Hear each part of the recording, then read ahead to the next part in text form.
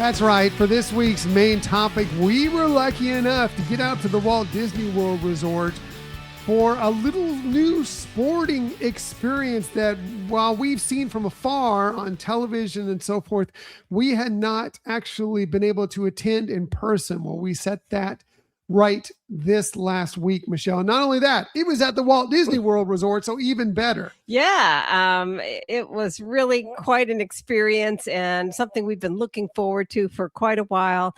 And it definitely ties in with Disney because they have really linked and are involved with Disney and Disneyland a lot. So what a fun day. Right. So what we're talking about is Banana Ball. And if you don't know what Banana Ball is, it's a kind of newly created over the last few years form of baseball, I say in quotation marks, because it is baseball. There's a lot of things about it that it's baseball, but there's a lot of things about it that is not baseball at all. It's kind of a combination of, if you take baseball and put a little bit of Harlem Globetrotters in there and more minor league baseball and kind of mishmash them around, add a little Disney magic as well.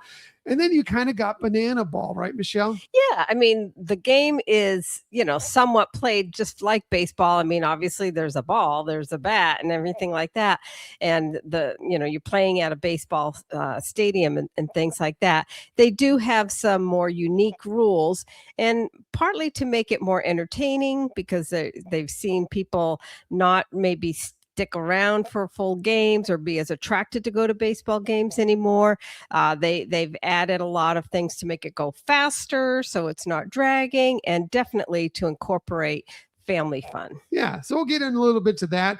This was a very short trip. It was about 26 total hours when we were out at the Walt Disney World Resort for this. We also stayed for the first time. We've stayed at Animal Kingdom Lodge before, but always at Kidani. We had never stayed at Jumbo House. But this time we did. So we'll talk a little bit about that as well. And we did make it over to Epcot as well, mostly with the purpose of trying out Soarin' Across America, which was newly released just last week as well. So we'll tell you our thoughts on that too. But let's get to talking about Banana Ball. First off, so we headed out to the Walt Disney World. First of all, let me start getting tickets to Banana Ball, okay? This was a very exclusive event because a lot of times when it's Banana Ball, especially when it's the Savannah Bananas, which is the main Banana Ball team, they're playing in huge ballparks, huge stadiums around the country. Fenway. Yes, Fenway. Like, I mean, just think about they are playing in all your major league ballparks. We've seen them play at Angel Stadium. We've seen them play at Petco Park, the Padres Stadium. We've seen them, not personally, but we've seen that they've toured those places. So this being in a very, very small venue, because this ballpark out at the ESPN Wide World of Sports Complex is maybe minor league size, spring training size baseball field. So, we're not talking 60,000 seats here. I don't know how many it actually seats. I want to say it's maybe around 15,000, but it's not a ton.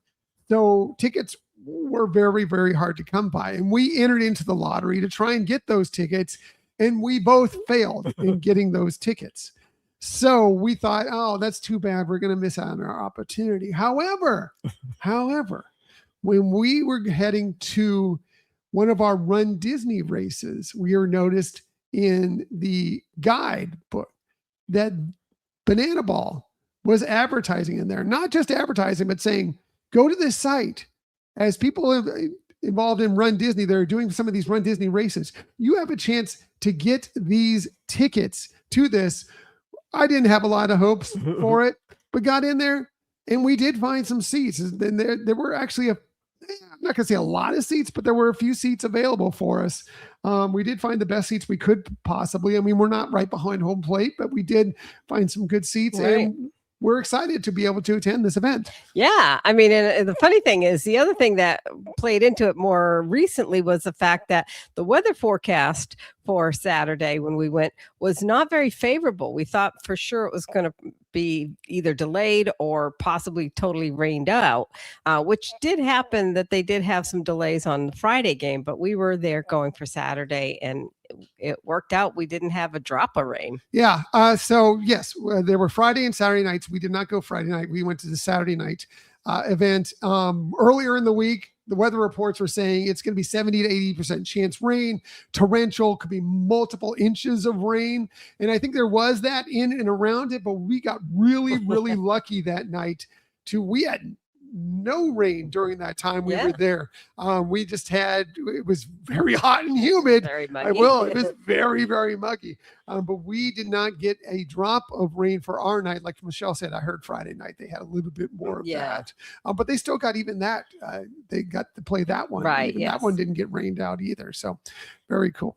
So yeah, we got there, got to our resort, checked in, got into our room. Our room was ready early. Then we headed beelined over to the ballpark because things started very, very early out there. It was, there was a pregame party essentially that was started at 3:30. I want to say we got there closer to 4-ish. I think was when we arrived at the parking lot. We paid to park there. You could have also ride shared in. There were no buses or anything going, but you did have the ability to either prepay for a parking pass or you could use a rideshare service to get in there. Yeah, exactly. For ESPN, and especially that it was this, professional team playing, they did not have buses going from all the hotels or anything like that. Again, it was a small venue. Right. So. But we got in there, no problem. We got there early enough, got in. So this game was between the Loco Beach Coconuts, which is one of the brand new, there's 2 brand new banana ball teams that just formed this year. That's one of them. And the Party Animals, which have been around for a long, long time as well. So it wasn't the actual Savannah Bananas, but still fun teams, great energy. They brought a lot. We got in, got through the tickets, went in, and they had some great areas to sit there and take lots of photos, with some of the kind of different things that kind of allude to the team's logos and so forth.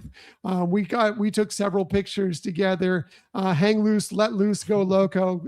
The Coconuts were technically the home team for this, so there was a lot more focus on them for this event, Michelle. Yeah. I mean, and like I said, this whole concept of banana ball is very much family oriented. So a lot of the things that were going on there were things that people of any age would enjoy. And you did have players coming out and you could stand in line and get pictures with players as well. And we did. We got a couple pictures with a couple of players.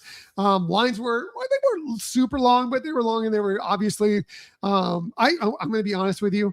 I had not seen the Coconuts play before. I'd seen a little bit of the Party Animals, but not the Coconuts play before. So I didn't know a lot of the players to this point.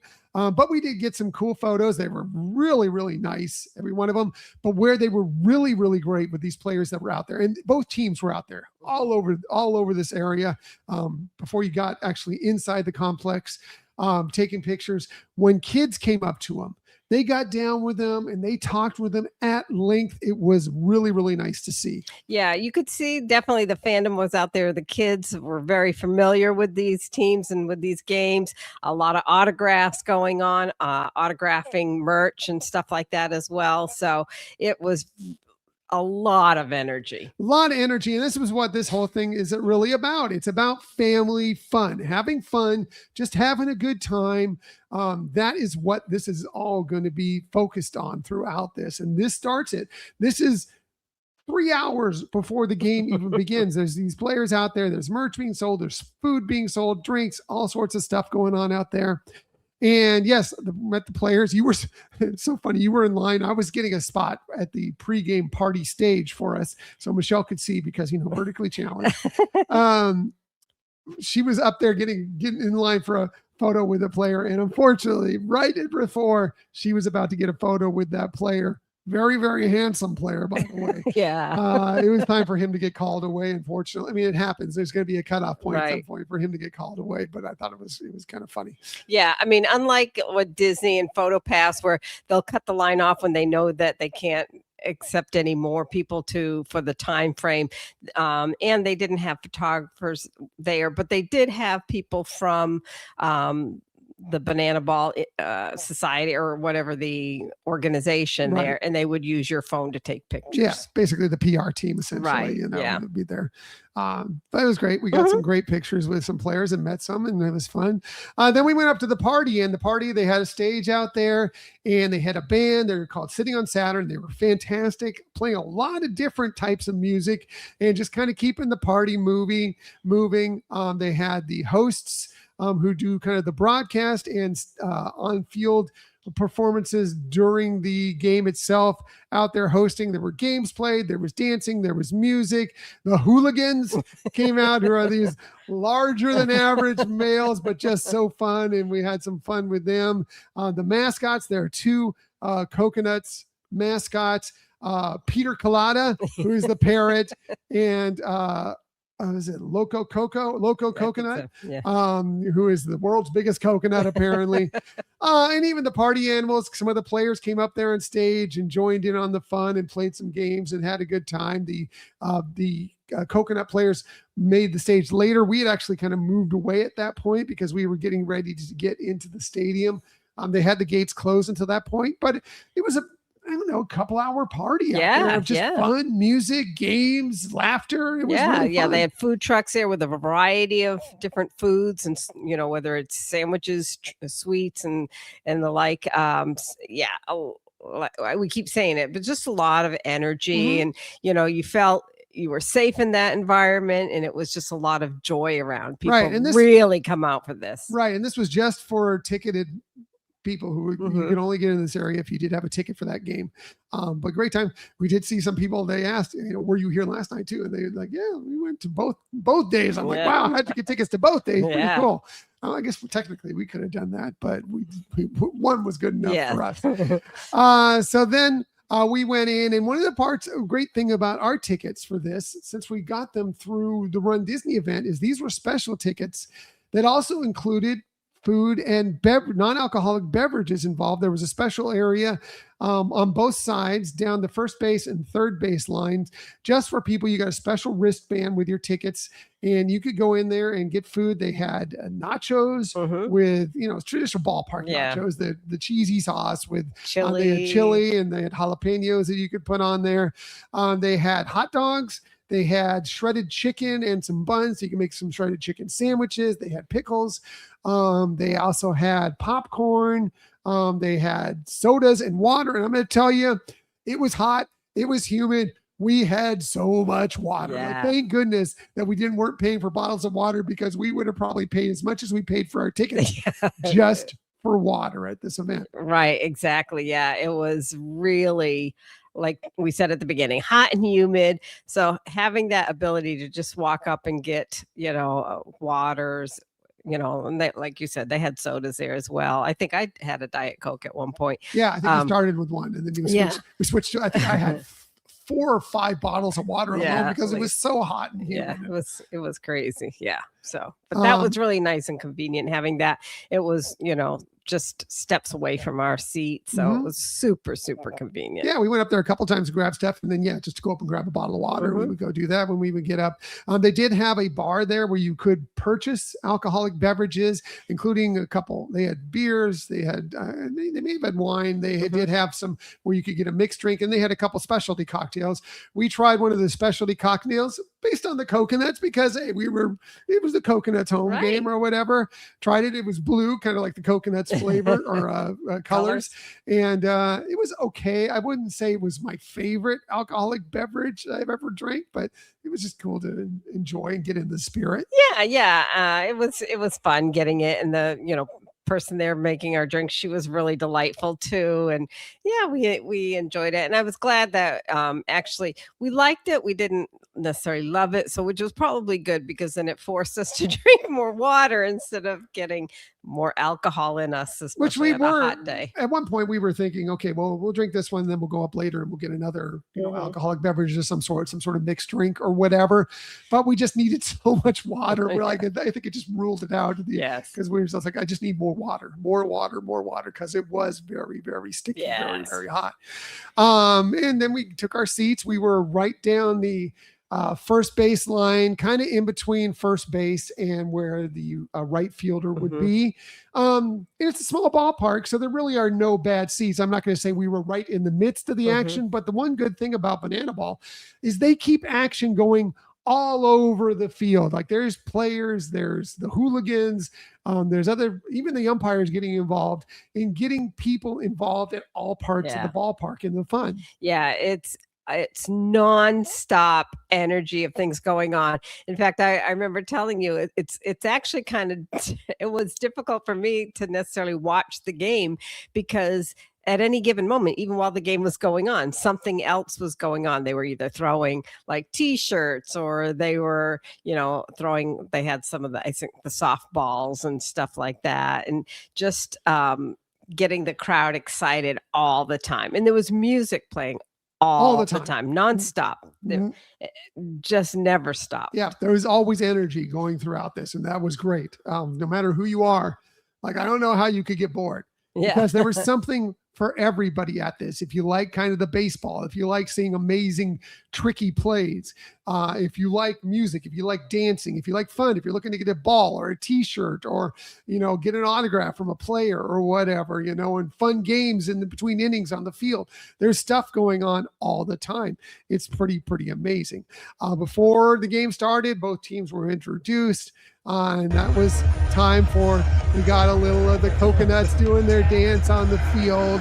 A lot of dancing. There's one of the amazing things about Banana Ball is that, yes, these players all have these great skills, but they also are pretty good dancers. I'm not going to say they're going to be on Broadway or, backing up Beyonce anytime soon, but they're all pretty talented. They're all pretty talented on the, out there on the field when their dance time has come. Yeah, they have a couple segments that they traditionally do, like when they first start the game, and if they score, they will do some dancing and things like that. But again, it's happening.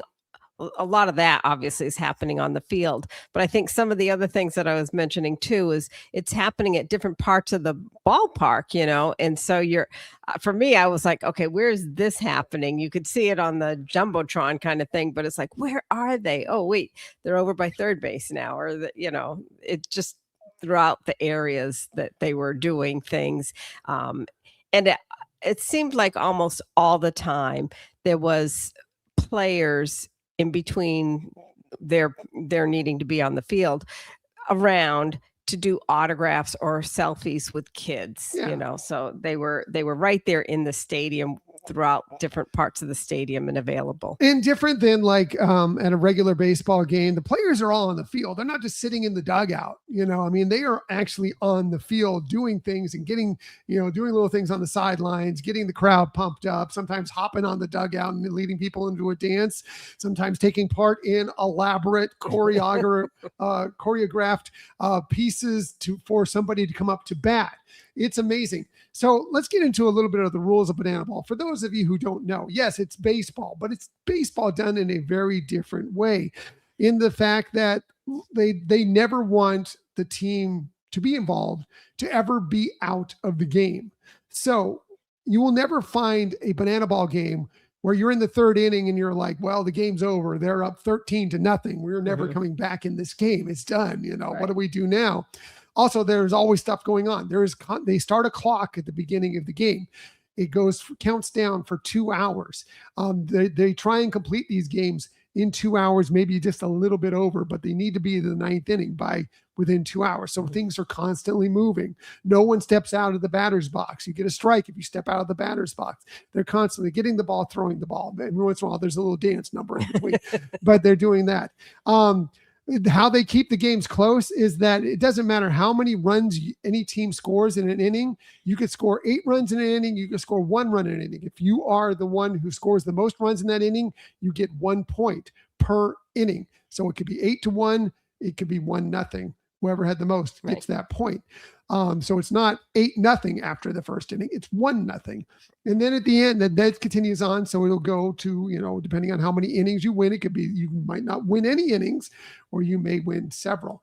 At the end, when they get to the 9th inning, they count all the runs. So even if you're behind, let's just say 5-1, if you score 5 runs in that inning and the other team doesn't, if you're the team that's behind, you win that game. So it keeps you involved. It keeps the game flowing. It also allows them, because of the fact that they know that every little thing they do doesn't necessarily lose them the game, that they can do these phenomenal trick plays that usually work, but sometimes don't. They do flips and trying to catch the ball. They put it between their legs. They bounce it and do things. They do all sorts of amazing things that are pretty incredible to watch. But you wouldn't do that in a regular baseball game if that one run probably meant the difference in the game. But when you know that, whatever happens, you can just have a little more fun out there. Yeah, yeah. And it's just so many shenanigans going on there that just blew my mind. I know at one point, all of a sudden they put all the sprinklers on the field just in the middle of the game. In the middle of the game on purpose. And yeah, sometimes that's happened not on purpose in games. This was on purpose. This was intentional. But yeah, they like to get the fans excited about it and involved. And like you said, they had the 2-hour clock. So if they're not at the 9th inning by the time that 2-hour ends, they automatically go to the 9th inning. Right. So, and as they see that the clock is winding down, they start rushing things a little bit more near the end. Maybe they don't do as many elaborate dances and stuff. Still some, but maybe not as many that eat up the clock at that point, because they do want it to make it a full 9-inning game where everybody gets the opportunity to do stuff. There's lots of other rules that are involved with this that are different. There's like no bunt. If you bunt, you're thrown out of the game. There's no bunting in this game. Lots of other stuff, but that's the main point of it. But it's all about having fun and keeping the energy going and keeping the fans involved. In between innings, they do a lot of stuff that you may see in your local minor league park as well, where they're getting out there and having little games being played. One of the funniest was they had the diaper dash, basically, where they had crawling babies try and go to their parents, and the babies didn't get the message. I think it was Yellow Suit Jesse, who is the actual person who created Banana Ball. Right. He's the owner of the Savannah Bananas. He was there, even though the Savannah Bananas weren't there. I think he called it the slowest race of all time or whatever, something in there, some sort, because and they're off and the kids just go nowhere. It's great. The parents keep moving forward just to find any kid that will actually crawl to them and win the race. Pretty funny. Another one was like they had like a relay race with a bunch of guys, and they had to carry it's Florida, an orange in their mouth and then pass it to the next person at the mouth to mouth, essentially, and then make their way around the bases. And then, the losers ended up having to eat the orange peel and all at the end, the whole team. Just fun stuff like that's gone on in the middle of the game. Yeah. And my favorite umpire was there, which excited me.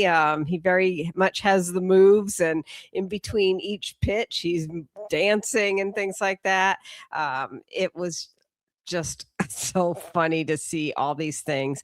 They do try to get the fans involved. There's also, with one thing that they have, is that if there is a fly ball or foul ball and somebody in the audience actually catches it, can't hit anything else, they actually catch it, it's an out automatically. Yeah. In this game, we had something pretty incredible happen. We actually had on back-to-back pitches. So we had a foul ball, guy in the stands caught it, that player's out. Okay. The very next pitch, first pitch, guy hits a foul ball. It was caught by one of the fans. That guy was out. I've seen some banana ball games. I've seen, fans give players outs because they caught the foul ball. I've never seen it like that, back to back. Pretty incredible. Yeah. So fun things happen, but also there are some really impactful things that happen. And I wasn't sure at this game if they would do this, but I guess it's all over Banana Ball, which makes sense. It's Banana Ball, is they have their Bananas Foster program, which focuses on foster parents. And every game they bring out the foster parents kind of the week or of the game or whatever. Community. Yeah. From that community. So they'll bring a foster family out. They talk about all the great things. One, they talk about how important foster parenting is. But then they talk about all the great things that this family has done for these children and bringing them in. And they brought them out there, and everybody stands and celebrates them. And it's amazing. And it's just a wonderful thing. They also do hold a 50-50 raffle in the game, which 50% goes to one winner who buys a ticket, but 50% goes straight to Banana Fosters or Bananas Foster to kind of to help move that program forward as well and support these foster parents through all these communities. Yeah. And I do like how they really find somebody in that community. So it's not just like, okay, they're playing in this city, but they're bringing somebody they're recognizing from a totally other state. They brought somebody from the Central Florida area. And this particular family actually have been foster parents for a while now, and mainly with special needs children. I think they said they had 30. They'd done 30 during their time as foster parents, 30 different children through their household, which is pretty incredible. Yeah. And thank you to them. I wish I'd taken down their name, but thank you to them. But thank you to all the foster parents. Right. You're special people to take these kids that are sometimes in some troubled situations and bring them into your home and provide them a loving, comforting, warm place to live. Right. Even if it's just for a short period of time, knowing that, sometimes it develops into an actual adoption. Right. But most times, no, it's just there until they can find another home, a more permanent home for them. So, to have this semi-permanent, bring somebody into your life like that, that's amazing. You're all amazing. Yes. Thank you for doing that. So yeah, I'm glad that they do that every single game. Right. That is an amazing thing. I have to say, when we were at the game, the game was so secondary, and maybe that was because where we were in the state, we were farther away from the main baseball action or banana ball action. So it was more about all the energy, fun, the t-shirts flying, the players up dancing around, the different music and everything. Yes, I was paying attention to the game and I knew what was going on, but it was so secondary. It was just about having a good time out at the ball yard. Yeah, like I said, I struggled with paying attention to the game because it was just things going on all the time. I felt like squirrel. Yeah, always. There's always something happening. And again, it's their idea of trying to keep things moving, keep things fun. Baseball, a lot of people love baseball. I'm a baseball lover. I can watch baseball. It can be what seemingly the slowest game for somebody else, and I'm still going to love it. That's my thing. But I get where people, especially younger people, when everything is so bang, bang, bang, bang, we need things to happen now. Why baseball can get quote unquote boring for them, so to have something like this that is baseball, but not really. And also it might inspire you to actually watch other baseball too. You could be a kid and enjoy this and watch real baseball as well. But either way, I think there's room in this world for both forms, both baseball and banana ball. Yeah, and they are using very talented and skillful ball players. These are not people that they've just, said, oh, anybody who's played baseball can come here. It's people who have been involved with baseball in whether it's major league or minor league baseball. Yeah, or college. I mean, somewhere along the lines, they played baseball during their career. Usually most of them have played at least some minor league ball. So they have been, drafted or brought on board as free agents by teams, by actual major league teams. So and I do like too that on some of their teams they have women. So they do, which is great. It's great. And they get I'm telling you right now, they get the biggest cheers of anybody when they come to bat. And it's phenomenal. Yeah. It's great. And there's something for everybody. Like also the guys on the team, they're taking their shirts off. As a matter of fact, they're playing half the game with their shirts off out there in the field. So I know Michelle loved that. I love all the fun shenanigans with that. I mean, even watching on TV and seeing, from like the Savannah Bananas wearing capes and, the firemen with their hats and things like that, the firefighter team. It's all fun. It's all great. It's all great.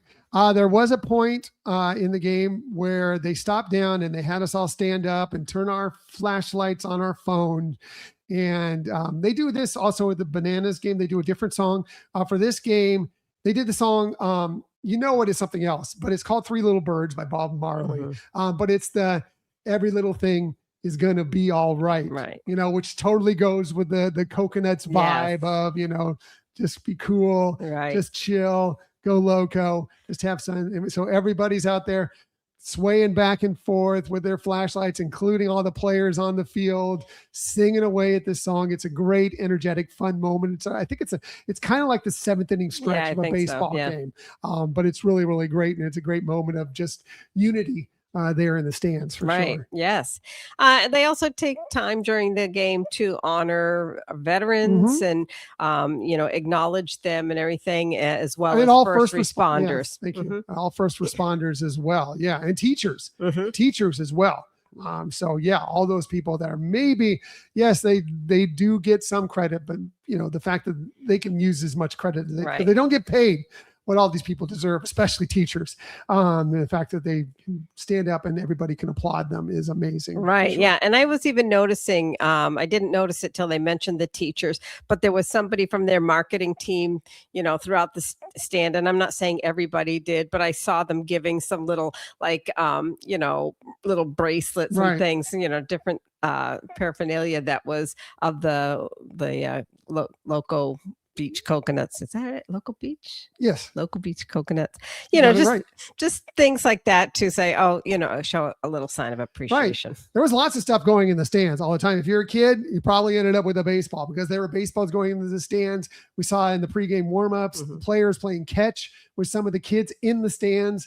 So if you brought your glove and you're a kid, you could go up to the front row and they would play a little catch with you as they were warming up for the game, which is, you got to think that that's going to be a special moment for that kid growing up. But yeah, baseballs, t-shirts, those bracelets, other things, other kind of balls were flying into the stadium or into the stands, all in a safe way, but all in a fun way as well.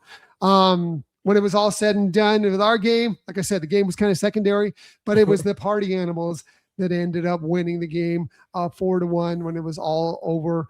And yes, then they got to do their little dance as well. The team that wins always gets a special dance at the end of the game to kind of celebrate the victory. And so they were out on the field, getting down, having a good time. Yeah, just great. Just a great experience that I'm so glad we got the opportunity to do. And I'm looking forward. And they were talking about this is not going to be the last time we're doing this. They wanted to be at Disney World playing. Yeah. So it's going to happen again. They're going to be back. I don't know if like I said, it's such a small venue. To think that the Bananas are going to ever be in there seems hard to believe because the Bananas draw so many people. I'd love to see it, but I don't know if that's going to happen. But either way, just because the Savannah Bananas are the cornerstone of this league, doesn't mean there aren't other great teams, and they're growing every year. There's new teams being added every year now. So it's going to be fun, and it's going to be fun for years going forward. Yeah, I was going to say, I think this definitely is a good venue for them to bring out some of their newer teams. I think if they continue to expand, this is a great venue for them to bring it out, that they might not have as many fans for that team as well. And so it can help kind of control the demand for the seats in that regard. So I think that makes it very beneficial. They've definitely tied in with the Disney company. We've seen them play in Anaheim. We've seen the players, the Savannah Bananas, especially out at Disneyland multiple times. These players that were on playing here were out at the parks for several days before, and showing things that they were enjoying there. And like you said, that the head owner of Savannah Bananas, who created this, very much was a fan of Walt Disney himself and his philosophy and his seeing the importance of tying things in with family, making family time together as important. And so I thought that it just is such a full circle moment for him. Yeah, he said it many times that one of his heroes, his idols, as far as being fan friendly, being progressive, is Walt Disney and all he did to create Disneyland itself. And that it's been almost a full circle moment for him to have formed this out of what was a struggling minor league team, and then kind of changing it into basically its own thing. And now something that's selling out major league, and not even just major league stadiums, like full, like football size stadiums. So even larger than that, around the country, going on tour. Who knows? Eventually they call it a world tour, but I don't know if they're touring outside the United States, but it may eventually develop and move onward elsewhere. But either way, it's growing. People are appreciating it and loving it. And, it's not for everybody, but I do love it. And I think there's as I said already, a place in this world for both. Baseball and banana ball. You can love both and enjoy it very much. So the game ended. We walked out. They did have a post-game party back out there in the area, but we were wiped out by that point. I think the humidity and everything had taken a lot out to us. So we decided, we're not going to stick around for the party, but I know a lot of you did. And I'm sure it was a blast, just like the pregame party was. Michelle. Right. Yeah. Because again, they were going to bring the band back. They were going to have some more of the players come out, both for the, getting on stage there, but also to mingle throughout the crowds and get pictures and autographs with. So again, if you missed it at the beginning, you could still definitely enjoy some fun after the game. Right. Or if you just wanted the party, the fun to continue on, you had that ability to do so. You did not need to leave right away. It's not like the baseball game's done. See y'all. Get out of here. No, they continued the party. I don't know how long into the night, but definitely after the game, as we were walking out, they were starting to get on the stage and getting the band going again and getting ready. So I'm sure it was a great time. We were just pretty wiped out at that point. Right. And we also wanted to save some of our energy to go the next day into the park. So, but it wasn't that late. I mean, we could have stayed if we really wanted to. Maybe if the temperature had dropped just a little bit more, we could have stayed because we were already, the game started at 7. As I mentioned, the 2-hour clock means it's done just a little after 9 o'clock. So it's still not that late. You can still kind of hang out and have a good time, especially if you didn't want to fight any of the crowds getting out of there. We got pretty lucky getting out of there pretty quickly. Yeah. But I definitely can see where you could have gotten stuck and been in the parking lot for a while. For sure. Why not just go and have a good time? Yeah. And party a little bit for sure.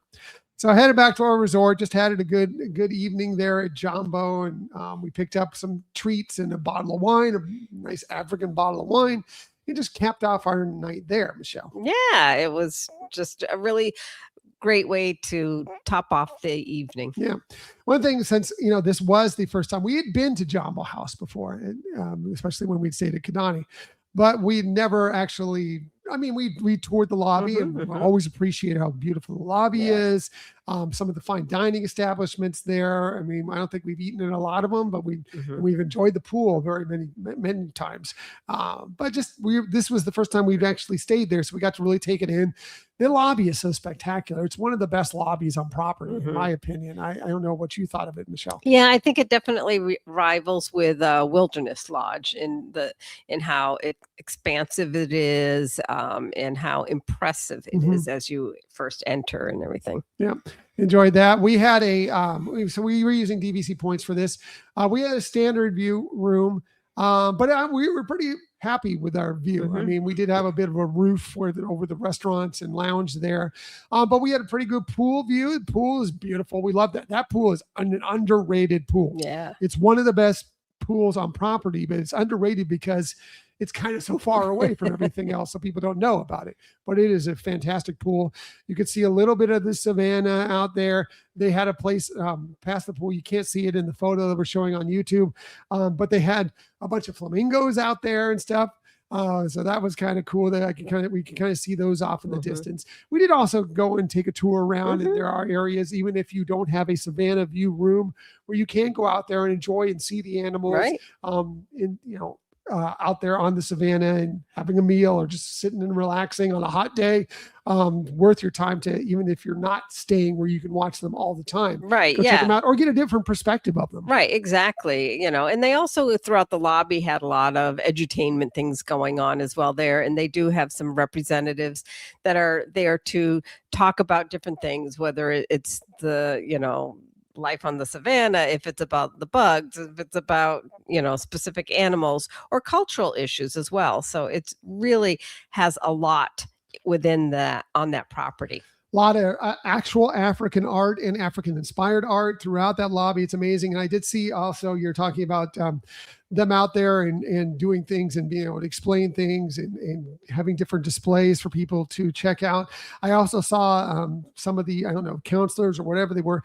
There are some areas on the floor where they had kids and you could kind of stencil based on the floor. Yeah. On paper. You would kind of rub a pencil against it, and the stencil would come out, and it would be like animals or something. So you kind of discover something on the paper there, and they were right there on the floor, for better or worse, depending on what you think about somebody being on the floor. Your kids being all over the floor, they're going to do it anyway. Right. Why not have them do some fun piece of art to bring home? Yeah, as well? yeah, and all that is just, you don't even have to be staying on property to be able to enjoy a lot of that, all that stuff. Unfortunately, a little tougher to get to the animal kingdom. That's one of the issues with it, is it's so far away from most everything else.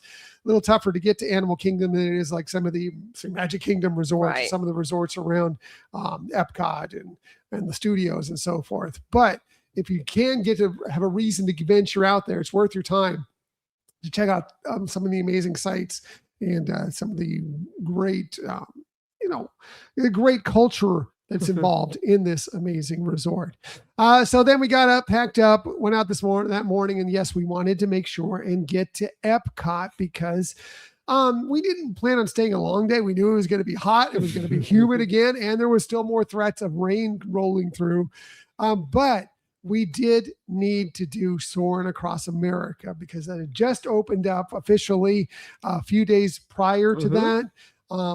We love Soarin' in all its different forms. So we wanted to experience that. We got there early, but not early. Like we did not get to do early entry. We didn't rope drop. Got there and we're like, okay, well, wait time says it's 55 minutes. We're like, well, this is what we're here for. We don't normally wait 55 minutes for many attractions, but we're like, okay, this is what we're here for. Let's do it. Luckily, the wait time was nowhere near 55 minutes. I want to say we were done. We did the entire line and the attraction, and we're out of there in about 50 minutes total. Yeah. Total. Right. And that's not a short attraction either. Right. So, right. Yeah. That was, so take those always with a grain of salt. Yes. But what did you think about the brand new version of Soarin' here for the United States of America's 250th birthday coming up? Yeah, I really liked it. I thought they did a really great job with it. I think it really does highlight so many wonderful aspects of what this country has, and it really highlight them very well. And I really enjoyed the whole process. I liked a lot of the kitschiness too at the beginning, where they have, because it is a new program, but they still bring out the original actor who does the introduction, right? And then where he's obviously aged a little since that attraction first started, and he's like, okay, watch these safety instructions from this very handsome man. Earlier him, an earlier version of it is great. And then it's, nice job, pal. Yeah. It's the whole thing that you love from Soarin'. But yeah, it's the I love this version. I'm going to tell you right now, I love it. I really, really love it. I don't know if it passes Soarin' over California for me, because that's just nostalgia for me. Like, that's the first one. That's the one I love, and I love California. So that is always going to be the classic for me, even with the video not being as good as, either Soarin' or Around the World or Soarin' Across America. But I still love that version. But this is probably my second favorite. Yeah, I was going to ask you to rank them. It's not far off. I mean, it's really, really good. It doesn't have all one of the things that I think you especially don't like, but even I don't like that much, is in Soarin' Around the World, the kind of jump scares they have to transition you from scene to scene. There's a little bit of that in this, but not nearly as many. It flows much better in between the scenes. Still get the sense. You still get the beautiful views. I love it. I think it's fantastic. Yeah. And we won't give any spoilers here, but it does, like I said, really go through some great representations of, again, what you can experience in America or see. And yes, all different areas of America, all the 50 states. Well, it doesn't go into all the 50 states, but I mean, you know what I mean? All sorts of regions of America does it go through, including, yes, it goes to the Hawaiian Islands. It goes to Alaska. We're not going to forget them just because they're not the continental United States. They're included as well. It's incredible. It's great. I cannot wait to ride it again. I loved it very much. It's worth your time. Go out of your way to do this, even if you weren't a fan of Soarin' Around the World. Soarin' Across America is much better. And I said, I debated for a little bit, do I like it more than Soarin' over California? And I decided no, because of the nostalgia factor. but it is right there. This fact that I'm even thinking about it should say something, at least from my point of view, of this new version of this attraction. Right. Yeah, I definitely would say it does. Again, same kind of thing. The nostalgia, plus the love of California, makes it hard to say this one is better than that, but definitely a close second. Yeah. I still, and I'm going to say it again, and I've said it many, many times on this show. I know what you're going to say. I want the day when you walk into Soarin' and you don't know what you're going to get. And again, I don't know if the Imagineers can even do that, but I want it to be like Star Tours, where you're going in there, it's like, what am I going to get? Am I going to get Soarin' over California? Am I going to get Soarin' around the world? Am I going to get Soarin' across America? Am I going to get Soarin' over South America? Am I going to get Soarin' over China? What is it? Do things like that. I think it would be fantastic. But either way, this is what it is now. And I love it. I love it so much. I hope it sticks around for a long, long time. Yeah. And it's going to be also over at Disneyland on the West Coast for the 4th of July celebration. Coming up here in about a month's time. About a little less than a month's time. Less than a month's time. So yeah, for those of you out at Disneyland, you're going to get the chance to experience that very soon. So that's it. That was kind of our weekend, a quick 26-hour trip. We did pick up some food and everything and brought it home from Epcot because, they included some school bread. Yeah, I was going to say, you can't leave we without love school bread. I know some people are like, I don't get it. We get it. We love it. We love school bread. So we picked up some of that and took it home and picked up a couple other things that we enjoy out there from the festival food, because Flower and Garden's winding up here. It's done. It's done. So this was that. That was about it. I'm getting ready for Food and Wine now, coming up here in the next few weeks. But anyway, it was great. Quick trip, but filled with so much fun, so much magic, so many interesting things, and so many new experiences just within 26 hours. Michelle. Yeah, it was great. You couldn't have asked for better. We lucked out with weather, and we totally enjoyed all those new experiences. Right, for sure. Awesome. And we recommend them highly for people. So that was our look at the most magical ball game on Earth, a little bit of banana ball at Walt Disney World.